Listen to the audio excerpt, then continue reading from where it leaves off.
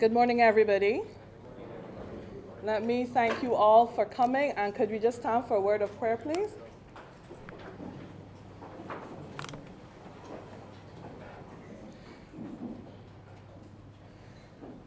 Thank you. Heavenly Father, we thank you, Lord, for bringing us here this morning. We pray that as we go through the matters this morning, Lord, about the Barbados Entrepreneurship Foundation and each of us as stakeholders, Lord, that we will leave this place with a better understanding of what is necessary and be equipped with what we need to do the work to move this country and this particular project forward. These things we ask in Jesus' name. Amen. You may be seated. Good morning and welcome once again. Some housekeeping matters first. The bathrooms are through the door and to your right. And there are refreshments that you can take, liquid refreshment in the dining hall and along the wall here. So we're not going to be pausing for a refreshment break or whatever, so you can be refreshed as need be. So once again, thank you for coming and welcome to this stakeholder engagement of the Barbados Entrepreneurship Foundation, particularly around the Trident Angels network. This morning we're going to talk a little bit about who we are and what we do. Then Derek will come and share on the Trident Angels process and angel investment as a whole, and how angel investment has helped to move automotive art from a very small startup into an international company.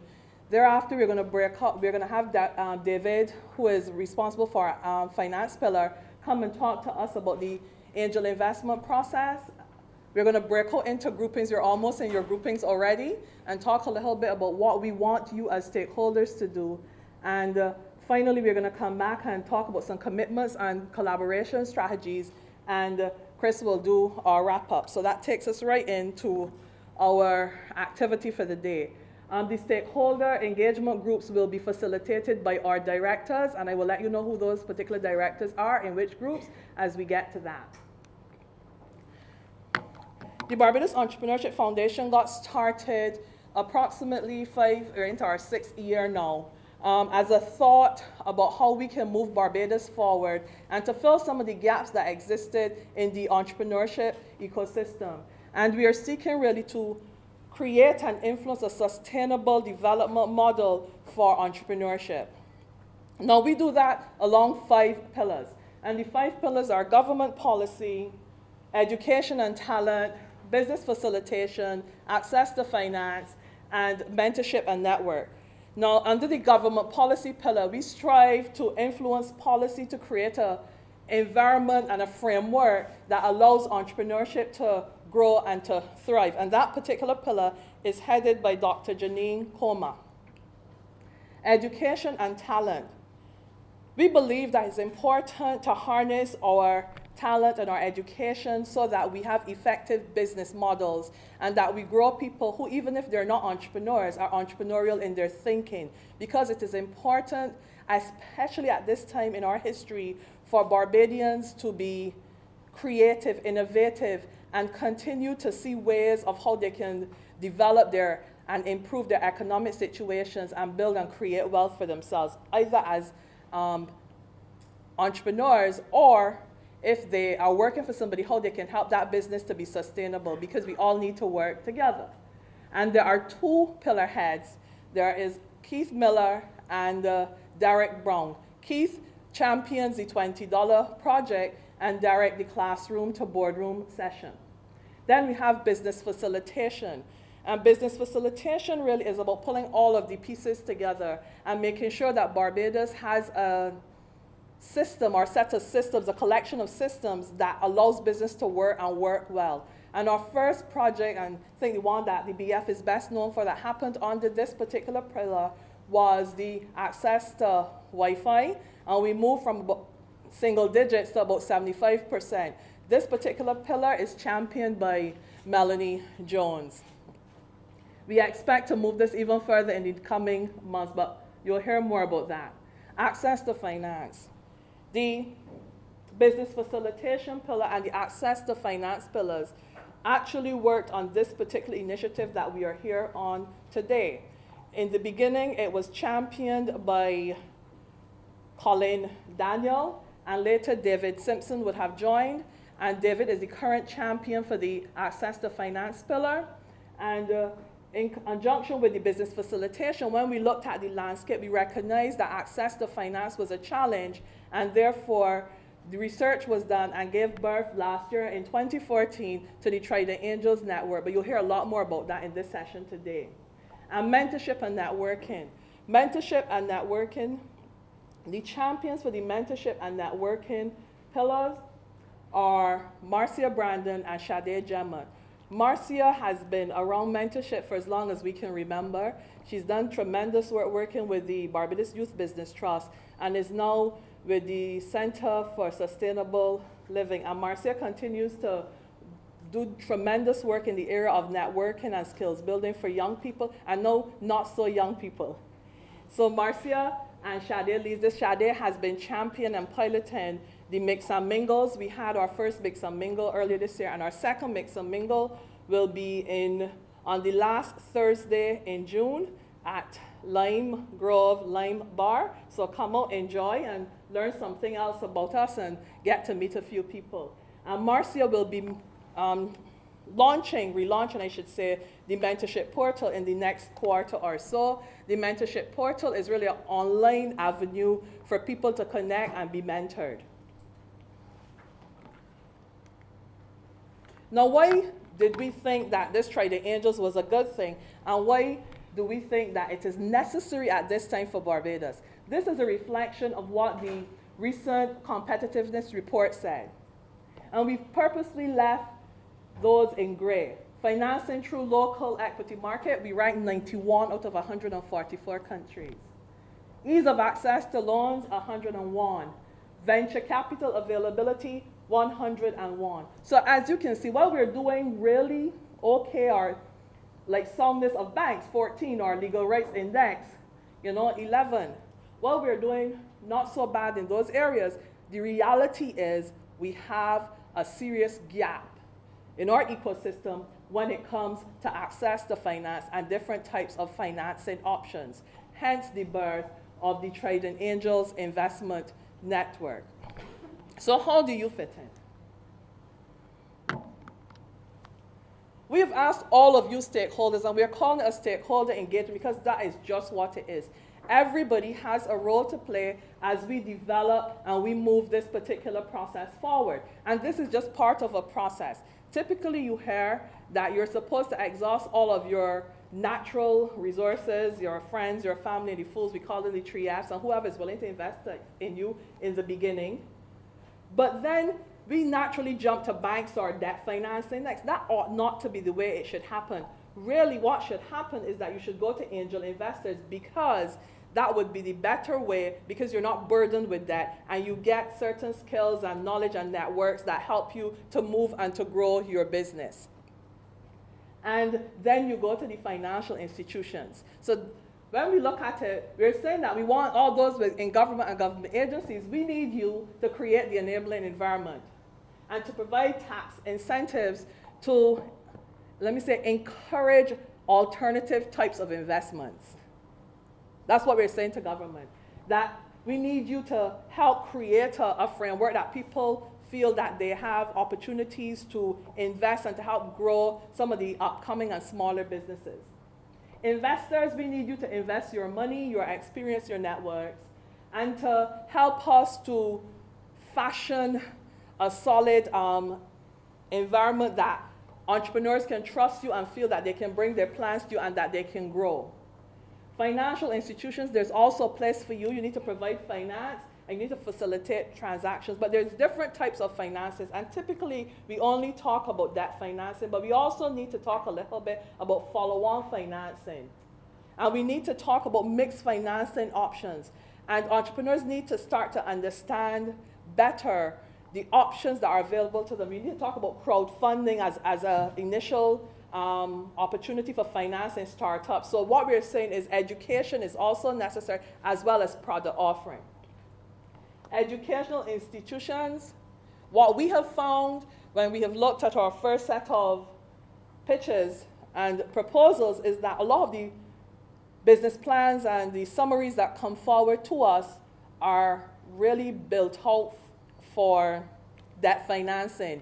They are not necessarily geared towards equity investment or other types of investment. And we are saying as part of the education, we need to talk to our young people, we need to talk to our students, our clients, our members about financing as a whole.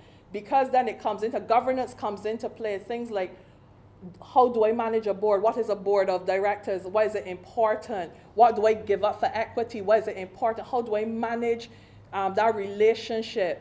How do I take it to the next level? How do I understand also valuations of business? Because one of the things we have found is that people will tell you, my business, I want to 10% equity, $100,000 for 10% equity. That says your business is worth $1 million. How much sales have you had? You know, that is the kind of education, the turn on the education that we need to be discussing. The business support organizations, we're talking about educating, training, advising, providing mentorship, and helping entrepreneurs to be investment savvy and investment ready. So we want you to help us with the screening process. I want to single out, and I'm sure Lynette won't mind at this point, the Lynette and her team at the Barbados Film and Video Association. Recently, there was new legislation that spoke to how these members can tap into financing options. But you can leverage some of this monies and go towards an investor and see how it can work out. So I'm just saying these are the kind of things we need to understand. How do we exploit the opportunities that lay before us? The donors, well, we need technical assistance. We need training. We need to have training for both our entrepreneurs, our investors, and all of our stakeholders, because it is necessary for us to understand the entire infrastructure necessary for angel investment. The media, we need you to share the message, to motivate, to encourage, to inspire, to educate. We need you, media people. We need stories about what's happening. We need you to help us to promote success stories about companies who have benefited, because oftentimes we hear of angel investment happening in Barbados, but it is not necessarily broadcasted. So we need to share some of the good luck stories. We want to hear about our local stories and our local successes to motivate and inspire our local people. And entrepreneurs, we want you to be at the center of all this. We want you to be open to learning, open to achieving, open to growing, and open to criticism. Because that's what it will take. So today we're going to talk with all of you stakeholders, and we're going to share with you what we expect, how we want to work together, and this is your opportunity to talk to us, tell us, this doesn't work for me, this is probably a better way, and we are here to listen, and at the end we're going to look for 3 collaborative strategies. So this is a commitment from each of you, each of the groupings, as we move forward to say, okay, this is how we can work together, okay? Everybody heard me? Yes. Oh, okay, that's much better. So now I'm going to invite Derek, who's going to talk a little bit about his story with automotive art. He is the champion of Trident Angels, how angel investment has benefited him, and how it can benefit you, and more importantly, the type of entrepreneur we're looking for in this process. Thank you. Thank you, Celeste, and thank you for introducing me. I'm going to spend not a lot of time on automotive art. I think we've been written up quite a lot, so most of you probably know our story, but just to say the part that perhaps is not as obvious to automotive art and where we've come from and where we're going. We started a company, myself and my partner, well, first me, and then when I realized at the time when I had some friends who were accountants and helped me crunch some numbers, I was way short of the capital I needed to actually compete seriously with the then players in the market. So automotive art was, so then I looked for a partner to come into the business who could add value from what he was bringing to the business. We worked together, plus he also brought more capital. And that capital was still not enough to really launch what we wanted to launch into the marketplace and be competitive. So we had to find other sources of capital, and I could assure you for those entrepreneurs in here that banks are not a source of capital for startups. If you're going to think you're going to get a loan from the bank, trust me, even after 25 years in business, it's even still difficult to get loans from the bank. I think some of the more seasoned entrepreneurs here would tell you that. And it's for a reason. We're ranked 14th in the world of 144 in soundness of our banks. That's because they're very prudent in how they lend money. And they're not going to take risk. And I'm not sure about you who have money in the bank, but I don't really want them to be taking big risks on startup companies because they will go broke. That's what happened in the US. And in Europe, they took high risk for high returns initially, and it collapsed. And we don't want a traditional banking system to collapse because then people would have problems with generally putting money in the banks, and it would become a real challenge. So startup businesses should not expect. It's unrealistic to think you can get a loan unless you got serious collateral to give them that they could take and keep. By the way, what I'm telling you today is both Hugh and myself we gave them our houses. We had houses. Yeah, okay. The good news was it was still mortgaged, so I didn't have a whole lot of equity in the house, so that was pretty good. But they took our houses in spite of us finding an angel investor who was a significant company in Barbados who had been around for 25 years. That was Harris Paints. So I went to Harris very openly with them, and they were in the automotive paint business, and I said to them, so was I. I used to work for another company, and I said to them, I want to start my own company, and my the company I work for is uninterested in making this investment, so I'm going to come and compete against you guys. So how about, would you like to join with me so that we could compete together? And they did. And they joined with us, and they put up the capital. They matched our capital, and they helped us with securing bank loans and so on and so forth. And they really were a big help to us getting our business off. And more importantly, starting the business at a size that we could then seriously take on the market and compete. Because otherwise, I probably could have started a business. It would have taken much longer to get to that size and much longer to be able to be competitive and etc. Now, what happened is interesting, is because when we started selling automotive paint, which is where we started in Barbados, at the time there were 15 companies selling automotive paint. Different brands, some were selling the same brands. Within 3 years of us being in business, it was only 2 left. Us and one other. And today it's still pretty much the same thing. It's really the 2 of us still left in the game. And that was the difference in having enough capital to really change the market and start as opposed to be an evolutionary change, it was a revolutionary change in what we were able to do. And our competitors didn't see it coming. And it basically eliminated them, and it gave us a foundation to build. Today, our company, we sell our products in 65 countries around the world, and we're continuing to grow. And all of that could go back to the first times of us willing to give up equity in a business that an angel investment came in, invested in our company, and we gave up equity to get it. So many entrepreneurs I speak to, that's the part they really struggle with, is giving up equity. Because they seem to think equity is control. Yes, you don't have the 100% control you would if it was your business, but that's actually a good thing. And the reality is, if you get the right equity partners, they add value to your business and could grow the business much faster and allow you to, let's say, not make mistakes that you would make as in any startup because of their experience or their knowledge that they're bringing to your businesses.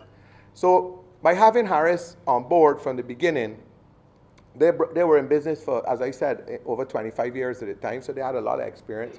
They sat on our board. They helped us make decisions, guided us when they thought we were going in the wrong direction, but they didn't have control. Because don't forget, they're investing in us. They want us to build a business. And to do that, you can't be controlling us all the time. You could control us from, don't throw away our money, and that makes sense. And we don't want, and all investors are going to want to minimize the risk involved. But they know this is risk, because startups are high risk. I mean, the statistics all over the world are the same. They're no different in Barbados. Majority fail, and I mean a huge majority, usually in the 90%. And those that survive the first 5 years, and perhaps another 90% of those fail in the next 5. So business is not easy, and it's not easy to have a business that goes on for decades. Even huge businesses fail. So perhaps we talk a little bit about angel investment. Angel investment is going to be equity financing, right? So we're not looking to lend money. The angel investment is not about loans that you're going to pay back and all that. This is about people putting their money that they have earned into your business for a return. And they expect big returns. They don't expect small returns, right? So they expect returns in double digits. That's normal. So if you don't have a business model that is going to look to return money in double digits, and when I say double digits, I'm talking about annualized, somewhere between 15 to 20% annualized every year that they remain in your business, they're not really going to be interested in that because it's high risk. So some of them are going to fail and some of them are going to win. And they don't know which ones are going to be winners and which ones are going to be failures. So they have to accommodate that some are going to, they're going to win some and lose some. It does involve them getting involved in your board. Nobody's going to put their money in you and say, oh, go away, have a nice day, see you in 5 years, and tell me what your returns are. They're going to want a position on your board, and in lots of instances, they're going to want a chairman's role, where they're going to have to be able to override you, or make sure we find common ground. So it's also about giving up some control. But remember, that is for your protection and their protection of their money. Because they're investing in you to grow it. They're not really investing in you to make you fail. They want you to be successful. So they're there to help you be successful. And that's the really, really important thing. Because if we are able to get successful companies in Barbados, and the more of them we found, and the more of them, especially if we get some more internationally, companies that compete internationally, it's better for our country. It's better for everybody. If you look in our banking system, there are millions upon millions of deposits in the bank with nowhere to go. And most investments end up going into real estate because there's nothing else to invest in. So those people who have money or have high income, high net worth people really have limited choice in Barbados in where to invest. So they usually invest in real estate because, you know, it's bricks, they could touch it, they could feel it, and they think they could sell it. But the reality is it's not sellable. Or it'll take long to sell anyhow. It's not liquid. While the stock exchange has limited companies, so there's not a lot of companies to invest in, and mostly people that own stocks don't really sell them, which is a big problem we have. So you can see the people with cash, with high net worth or high income, have nowhere really to invest. So we see that our role is how can we mesh these two things together with them understanding this is high risk investment, and with the entrepreneurs understanding that this could come with some things, some control. But to be honest, if you go to a bank, if you think you're in control at a bank, you're sadly mistaken, because the day you can't pay the loan, they come in for your assets, and that is for sure, right? So this is more about a different type of investment. A contract is usually like a marriage, and like most marriages, nobody goes into it thinking they can get a divorce, right? Otherwise, you probably won't go in. So, but the best thing about this is when I got married, never had a contract with my wife to tell her, you know, this is what I expect from you. And she didn't have one to tell me what she expected by it. We just winged it. And thank God we seem to have gotten through. But this is a different thing. We can have a contract that says, this is what we expect you to deliver, and this is what you could expect from us. And that's why these things are contract. And this is where the devil is in the details. So the money is one thing. This is usually where it's very important that the idea here is when you go into it, you should be happy with the outcome. Both parties have to be happy with the outcome. You don't want to go back to it. You never want to go back to the contract. That's just there for bad times when we get it. Every time I've ever been in an investment and we had to look at the contract, divorce is next. Because that means things ain't working. And divorces, as we all know, are very expensive things. Right? So we don't... I spoke about the risk already, so we don't need to speak about that. So who are the Trident Angels? The Trident Angels are a group of investors that mostly would like to be anonymous. So they're not really interested in them. You're not going to see them, oh, I'm a Trident Angel, blah, blah, blah, because they don't want their phones calling them every day saying, oh, I got this nice app that I now starting and I need some money. And so the reality is they want to invest anonymously. So the only time you will see the Trident Angels is if you ever got to pitch to them. And then you will see, in most instances, some of them. But they all have some level of wealth that they're willing to invest in startups, in businesses that are already running. They're particularly fond of businesses that are running that need to go capital to go to the next level. Startups are higher risk. Those are less risk. So if you are in a business that, you're struggling to go take it to the next level, then I think this is a very, very good way to get funding. There's more than 30 plus investors. In any pitch session, there are usually 15, depending on who is interested in a particular project and so on. And we want to grow that as well, to incorporate. They're different. So for example, quite a few of them today are business people who are accustomed to, let's say, investing in startups or investing in buying into companies, etc. But we're slowly but surely spreading it into other demographics, like more professionals, like lawyers, doctors, people who have high net worth, high income, and want to participate in something other than a bank. And as you know, the bank rates are almost zero. They're below inflation, so your money's shrinking. So as long as interest rates are below inflation, you're actually losing money. And they won't make their own investment decisions. So typically, they want to choose what they're going to invest in. And they're not going to invest in every single thing that comes along. Most of them are going to lean to stuff they know something about, or excites them, or the entrepreneur themselves. I mean, I have made several investments in either things that I know about or the entrepreneurs that I like. I find that, they excite me. And these are people I want to be associated with that could do great things. It doesn't always work out to be the case, but we always have a great time. So, and they want to work independently and collaboratively. So in most instances, you would see more than one angel investing in a company. So it's unless they want to be involved as with each other. So rather than me putting in, if the entrepreneur need 100,000, it might be 4 of us put up 25,000, or 10 of us put up 10, etc., etc. So they like independence, but they want to be collaborative, right? And so far, we've had 2 pitch sessions, 6 businesses presented, and some of them are going through the due diligence now, so the contract part. Some will get through, and then maybe some will break down in there.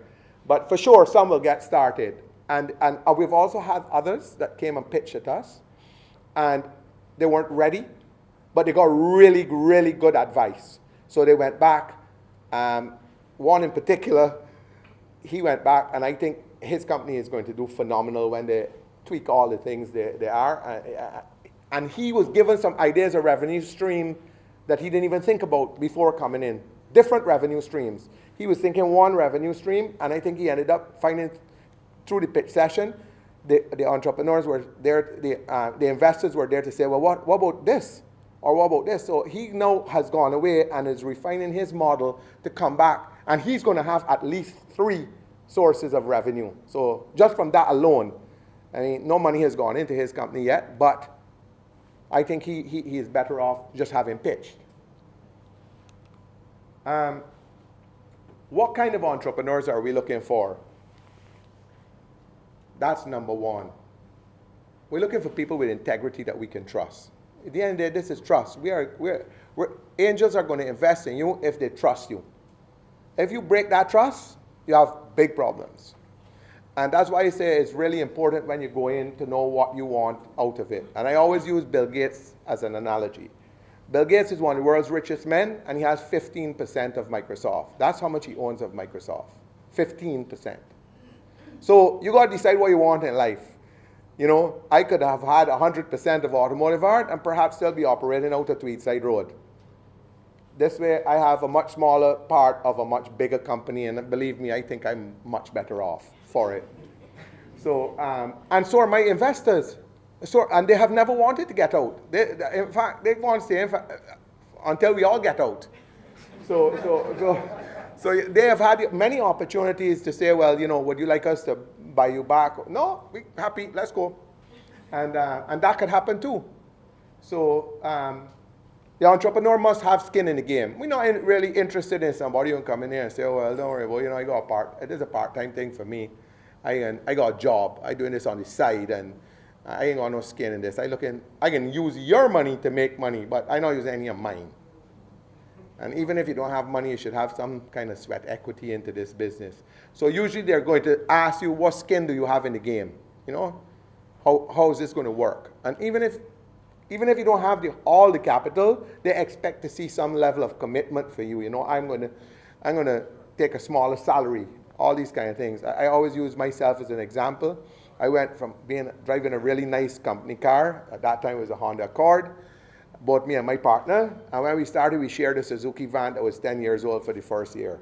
But that's reality. That's sweat in the game, We gave up the fancy company cars and all that nice benefits, but we believed in what we wanted. And that is what they want to see, and that's what excites them.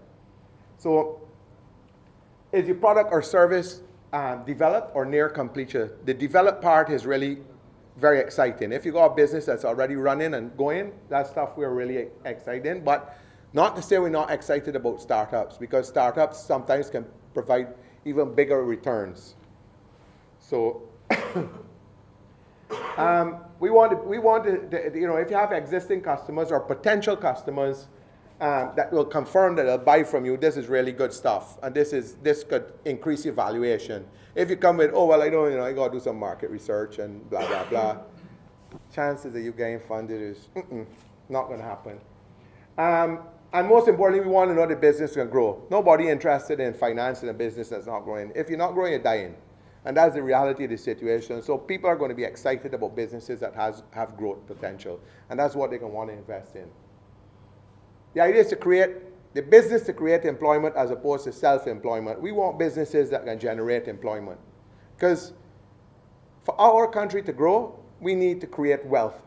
The government continues to tax us and take money out of the economy, which will become a major problem. There's going to be a tipping point. It's probably no pun intended.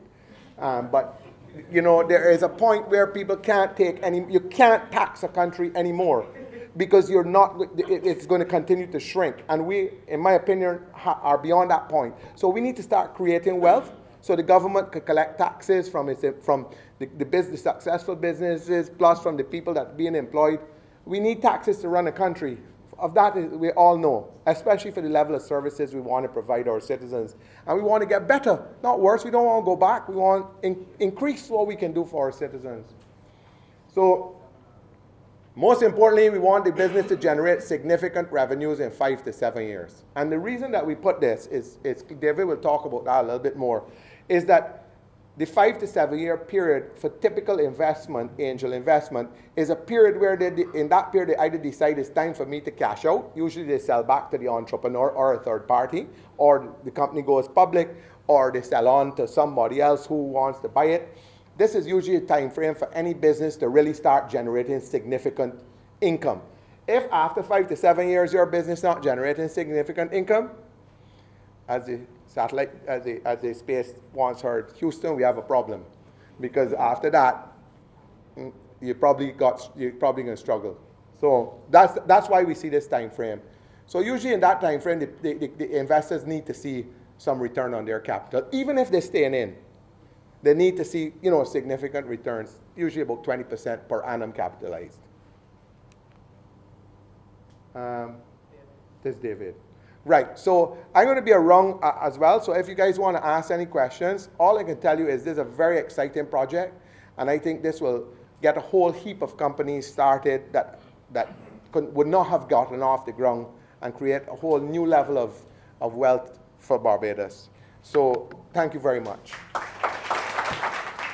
Right, so I want to take you through the process of application, and just to reinforce the point that Derek made, I think it's important that we understand that making application to this process means that you've gone through a few mental things and made some determinations. First and foremost being that you have no issue giving up some control of your business, and most importantly, you're looking to expand or grow your business. If you're content with your boutique, mini mart, rum shop being on a corner and staying there, and that's what you want, and you're satisfied with that, then this is not for you. But if you have a desire to expand, maybe become a company that can export your product or your service, but you need the capital, well, then this is something that you seriously want to consider. So you have to make your own decision as an entrepreneur. How far do you want to go in this business? How much do you want it to expand? What are your goals? And see if they then align with what Trident Angels can assist you with. Now, I think each of you should have had a flyer looking like this, which has this same chart at the back of it. You will notice the first section, which is the pre-screening and screening. Initially, once an entrepreneur determines that he or she has an interest in applying for funding or investment, the pre-screening is this first stage, and there are templates and application forms on the BEF website, and you see the website address there. And what you need to do is to prepare a 15-slide deck and a 2-page executive summary. And we stress 15-page slide deck and 2-page executive summary. We don't want a full research paper or full prospectus for equity investment because, again, most of our potential investors have limited time and they want to get to the crux of the matter in terms of return, what the business is about, what you have done thus far. We have an online platform where you upload your slide deck, your executive summary, and so on, which all of the investors plus our Trident Angels team and the directors have access to. And we begin that pre-screening and looking at your application. If we see there are deficiencies or there are any areas that could be improved, we will get back to you and ask you to reformat, edit, add any additional items that we may need, and resubmit to the online platform for us to continue our pre-screening. Once you get past the pre-screening and we see that there is a good enough proposal here that we can take to the prospective investors, we then have the initial, what we call pitch meeting, and Derek indicated we've already had 2 of these, and we've had, I think, a total of 6 businesses, if I remember correctly, making this 20-minute pitch and having a question and answer to the prospective investors thereafter. Now, that pitch basically is you selling the key things about your business and indicating how much you're willing to give up, the potential growth of the business, potential revenues, making sure the investors have a good understanding of your business and what makes it different from any other similar businesses that may be looking for similar investment, or if you have competitors, what is going to make you stand out from your competitors to assure and guarantee the potential revenue and profit streams. At the end of the pitch session, the investors and our team will sit and have a 1-hour discussion and review what they have just seen. People will be able to generally express interest and answer any further questions or clarify any points. And you may have some agreement in principle in terms of a possible term sheet, but chances are that will come sometime during the due diligence process rather than during the investor review. At that point, we disband and the investors are then free to indicate and to start the due diligence process with any of the investee companies that would have presented. Technically, at that point, most of the strings to the Trident Angels network are cut because we don't get involved in that negotiation between investor and potential investee. We leave that up to you. We are there to support, and if there are any queries, any issues, any problems, yes, we can be contacted and we become involved, but we do not kind of negotiate or chair the session in terms of what you end up agreeing with a potential investor. That's entirely between both parties. Once you get through that, you then have, I would say, the due diligence and then coming up with an agreement, can probably take about 2 to 3 months if we are reasonable, because the first thing is for the entrepreneur and the investor to agree. One, to agree what they're willing to give and accept, and the other to agree what they're willing to give up in the process to be able to attract the investment. And once that happens, there's a legal document that has to be signed between both parties, funds will be dispersed, and then you're into what traditionally is a 7 to 8 year investment period. And again, in your negotiations, you would agree what the returns will be, if it's a share of profit through dividends, or what the format and process will be.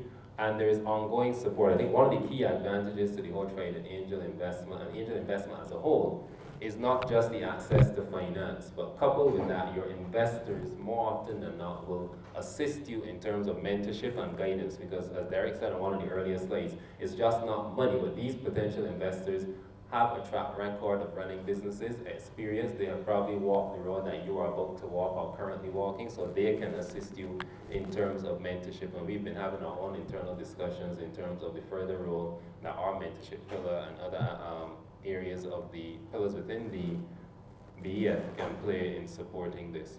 And ultimately you come then to exit, which is, like I said, within 7 to 8 or even 10 years based on your agreement, where the return is now made back of the investment plus any further gains to the investor, or you come up with alternative arrangements that extend the agreement, or you seek to access alternative sources of finance based on where you will be at that point. So I think advantages of the process and accessing angel finance, I think, would be not just the access to the finance, but the education and the mentorship component, the ability to grow and expand your business, and then of course your ability or our ability to assist in creating an infrastructure and an ecosystem that will make access to finance for entrepreneurs, both startup and existing businesses, much easier and much more accessible. In terms of timelines, we propose to have these investor review or pitch meetings quarterly, October, February, and June every year. So our next session right now is supposed to be next month. I'm not sure how many things we have in the pipeline right now for next month, but it will be scheduled for next month. And the deadline for submission online would have been 2 months before that. So for our October meeting will be July 31st, our February meeting 30th November, and the deadline for the June meeting, of course, would have gone already, which would have been March 31st. So what are we seeking to accomplish with this stakeholder engagement? Well, one, to educate, train, and mentor entrepreneurs, and I think that's a role that many of you present today can assist with in some form or fashion, whether you are bankers, other business support organizations, whether you're in education or current business leaders. It really doesn't matter. I think all of us have a role to play together. As I said, we're seeking to create an ecosystem that will allow businesses to attract the right type of finance at the right time. I think traditionally many of our businesses have been going to the banks or credit unions and attracting debt finance, which has been a big part of the reason why many of them have failed as a result of that fixed payment associated with that debt burden and debt finance. We need to inform entrepreneurs about the availability of the range of finance options.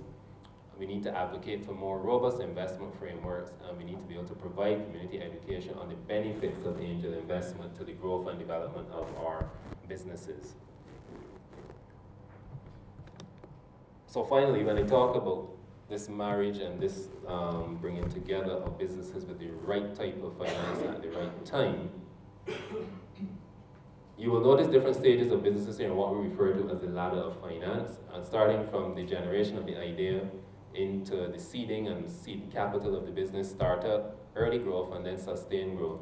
And most entrepreneurs will start from savings amassed from either employment or family savings, friends and other people who may lend money to get the idea started.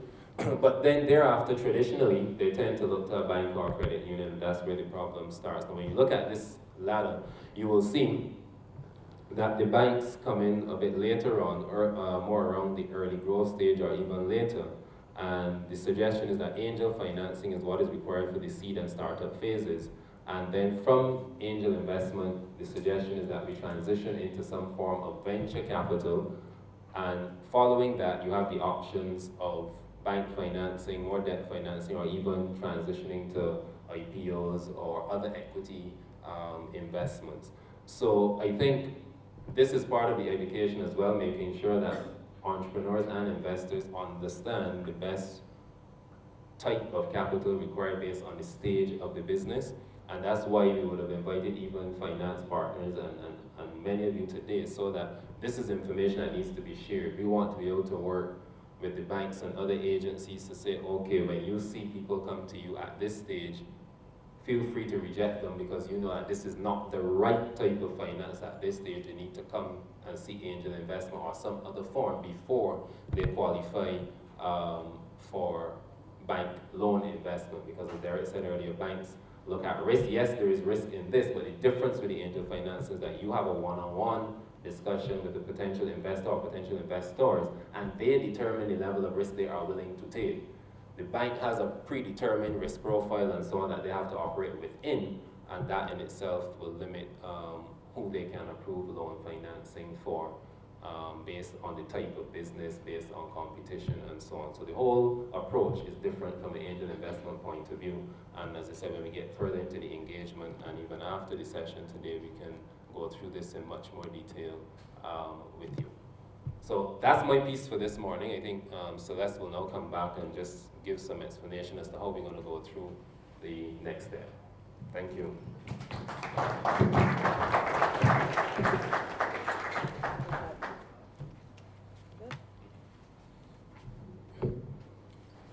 Thank you all, and for those of you who need a liquid refreshment break, you can do so now. But before we do, I want to share with you the stakeholder groupings and where you need to be, so that when you come back in 3 minutes, that we can get started. Some of you have more than one representative here, so if you want to, you can go into different groups so that you have a fuller understanding of what is to transpire. So the development agencies, and when we talk of development agencies, we're looking at Invest Barbados, Bank on Me, BF, the BIDC, the Carb Export, Fund Access. And you are on table number 1, the Small Business Association, over here on table number 1, and Derek is going to be leading that stakeholder discussion. Table number 2, the education institutions. Table number 2, the education institutions. Janine is going to lead that table. Then table, which is BCC, KFIS School, Department of Management Studies, Junior Achievement. Then table number 3 would be the donors, government agencies and ministries and any investors, and Melanie will lead that group. Finance, David will lead that grouping. The professional organizations and associations who have representatives, Chris will lead that, and that is table number 5. Table number 6, the entrepreneurs, Marcia, Brandon, and Colin Daniel will lead that table, and I will have responsibility for the media. So at 11:05, we expect to be back into our groupings. Thank you.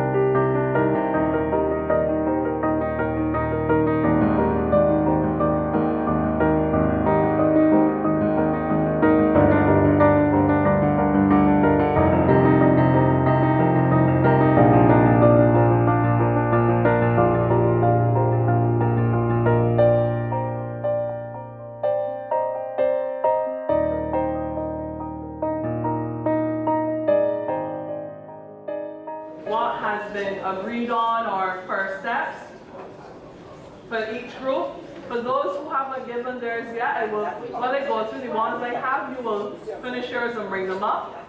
And then we're going to go straight into the wrap up and thank you. So at this stage, I'm going to start with the professional organizations. And they have given me 6 commitments, starting with regular contact with each other, and I expect that they're expecting the BF to help to pull that together. 2, to utilize the services of partners for particular activities such as this in various fora or forums, depending on your English or US. To share feedback and skills gaps that they find as they interact with entrepreneurs and business people. 4, to promote a culture of best practice in corporate governance, because as we go through this process, we're going to realize that corporate governance becomes quite important, and measurements and metrics alongside that. 5, prepare entrepreneurs to access finance. And 6, for the Trident Angels to identify areas of interest that investors might have so that they can bring the appropriate persons to the table for discussion. From the media, we have 3. The media has committed to getting the message out that the program exists, to highlighting success stories that we already have of entrepreneurs who may have had angel investment, even if they might have called it something differently. And 3, to create specific programming to promote financial literacy. From the education stakeholders, to design and implement 2 workshops, one for students and one for educators and facilitators. 2, to design and share a brochure detailing offerings of the various groupings, YES, BCC, UWI, Cato School of Business, EYES. And I'm sure any other education institutions who want to collaborate, contact Janine. From the entrepreneurial group, we have commitments to create awareness among the peers, to promote complementary capitalists, I like that, to build teams or clusters so that they could bring more comprehensive projects forward. From the finance grouping, we have that they're going to be creating a pipeline for sending potential applicants to Trident Angels. They're going to provide mentorship or educational support to successful as well as unsuccessful applicants. They're going to create a database with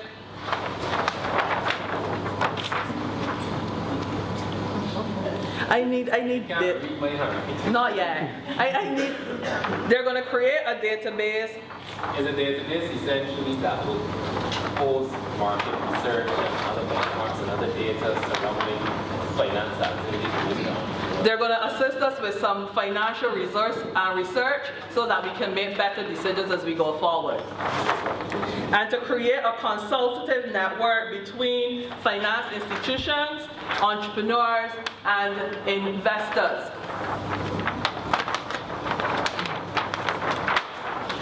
From the business development agencies, we're looking at working on presentation skills with regards to pitching 101, I'm calling it. So hear that, Janine and her team. 2, develop the passion, internal drive, and attitude of investees.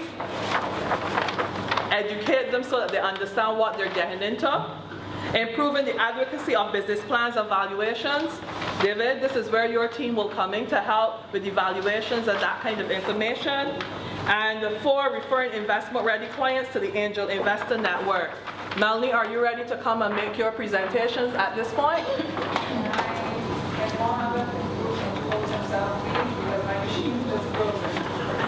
All right, so far that's what we have from the BEF perspective, what the success from this seminar looks like. It looks like us seeing in the media what is happening around angel investment, from the professional associations working together to educate and to motivate our stakeholders, from the entrepreneurs, 10 applications, from the development agencies, at least 2 pitch sessions amongst the development agencies. So you have screening sessions, we can talk about screening models. So you have my card, so we can talk about screening models. From the donor community, we need to talk about how we can work together to provide technical assistance and get some ready, quick training for everybody, because I think everybody needs to benefit from the training. From the education providers, well, you're already on board, so we expect as you roll out more programs that we will see them being a little bit more investment and finance savvy.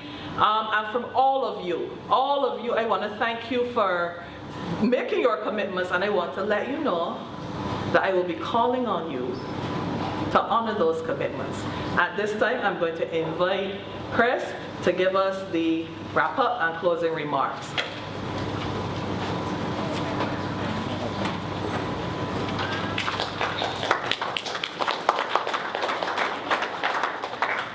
Well, this is actually quite a pretty exciting project.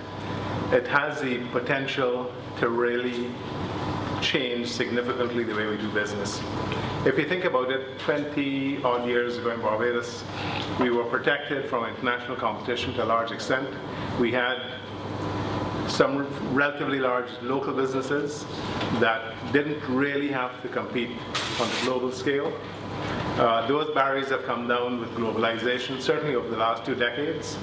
And you now have a situation where most of those businesses are owned by foreign interests to a large extent. So we do have international competition right on our doorsteps because our 2 primary service areas are tourism and international financial services. So we do have people competing because most of our hotels are in fact relatively small businesses. Our financial capacity is very limited. If you look at all the public companies we have in Barbados and you look at how much new money they've raised over the last 20 years, it's very little. I can't even think of any that has been raised in 20 years of being on the stock exchange. So our financial system is very limited. We sort of revert back to bank financing, and bank financing is not a substitute for equity financing. The banks want to be risk averse, and so do we, as Derek said, in terms of putting money into their deposit systems.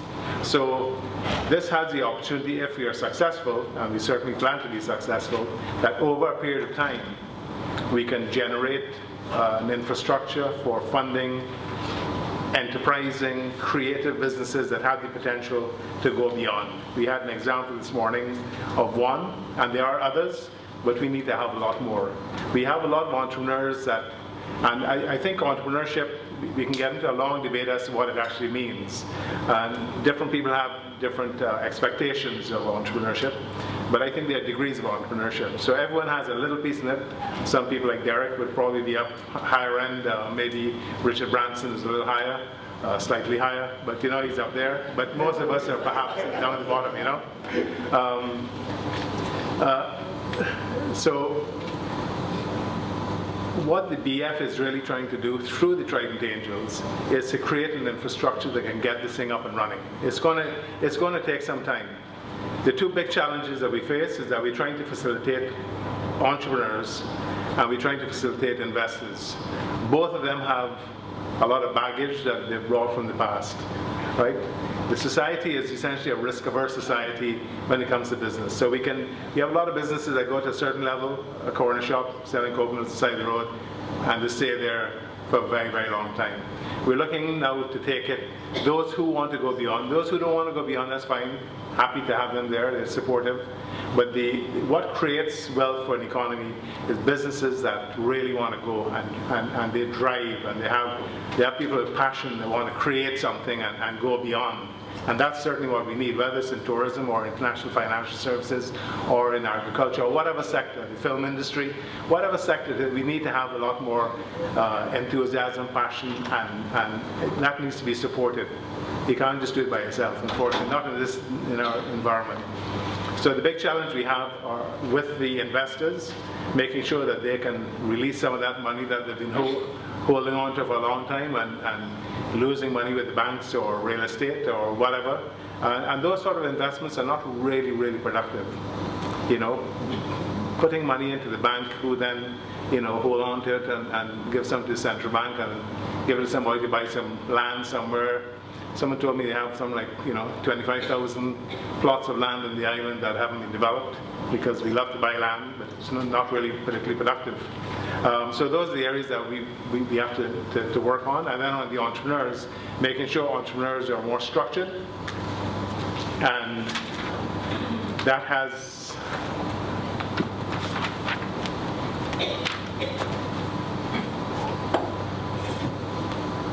thanks. I thought it was actually for me to wrap up, but it's not actually. So there's a big challenge ahead. So this is not something that we're going to be doing straight away, and this is like a marathon. This is going to be about 10 or 20 years amount of work. And I'd like to thank Derek and his team, Janine, Melanie, Celeste, Colin, who's left, David. I can't see all of them, and in fact there are a few more outside that didn't get to come here today. Doing it all on a volunteer basis, and we have a lot more work to do to follow through on all these wonderful suggestions that have come forward here today. So it's a tremendous amount of work. There are a lot of organizations, some of which we would have seen here today, that we need to work more closely with, because entrepreneurs will need help in terms of accounting, law, and others, project management, all sorts of other services to help them get off the ground, and we need to integrate better. So we have said that we start with the end in mind. In the first 12 months, we're looking to have about 3 or 4 projects that are actually funded. And to be honest, if in a few years' time we don't have any, then we have to say, are we really being successful? The end result has to be the same way an investor would look at it. If I don't make money out of something, then I'm not going into it. So we have to look at it in a similar manner. So I have to thank the Trident Angels group, have worked very hard and have a little bit more work to do. I have to thank all of you for coming out today. Thank you very much. You all seem pretty engaged from what I can hear when I was having my discussion on our table. It's quite engaged. Clearly it's a very exciting area, and it's an area that we have to work a lot more to make successful, because when you deal with money, it's almost more than health. People seem to be much more sensitive over money for some reason. So it's going to take a lot of effort. But it's also going to be very exciting. So the challenge I think that we face is one that I think we will do well when we see the thing moving forward. So Celeste and Derek in particular, thank you for organizing everything, and we look forward to seeing the first set of proposals, which will be, if I can read this out of my glasses, Celeste, July 31st. And obviously the process starts with getting the application on our website, which I think you all have Celeste's card, and that has a website on there. So we look forward to getting the process kicked off in July, and then we will look forward to seeing some actual projects started. So thank you all very much indeed. Folks, we just have one housekeeping item. You were given a survey when you came in. I'd like you to complete the survey. If you can't stay to finish it, I wouldn't mind you filling it out and scanning it and returning it to us. So I want to wish you all safe travel, and for those of you, there's still liquid refreshment.